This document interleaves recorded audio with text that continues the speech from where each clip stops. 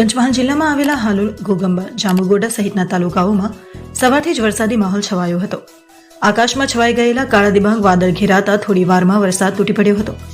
વરસાદને કારણે પાવાગઢ ડુંગર પણ ઢંકાઈ ગયો હતો. પાવાગઢ ડુંગર પર બનાવવામાં આવેલા પગથિયા પરથી ભારે વરસાદને કારણે પાણી વહી રહ્યા હતા, જેને લઈને મનોરમ્ય નજારો સર્જાયો હતો. જાણે નદી વહેતી હોય તેવા દ્રશ્યો સર્જાયા હતા. વરસાદને કારણે આસપાસના પર્વતીય વિસ્તારોનું વાતાવરણ સોળે કળાએ ખીલી ઉઠ્યું હતું.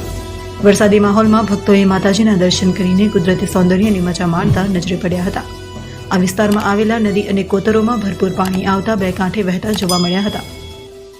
ઘોગંબા તાલુકામાં પોયણી ગામ ખાતે હાથણી માતાનો ધોધ આવેલો છે, જે પર્યટક સ્થળ તરીકે જાણીતું છે. ઉપરવાસમાં આવેલા જંગલ વિસ્તારમાં ભારે વરસાદને કારણે ધોધમાં પુષ્કળ પાણી સાથે વહેતા નયનરમ્ય દ્રશ્ય સર્જાયું હતું.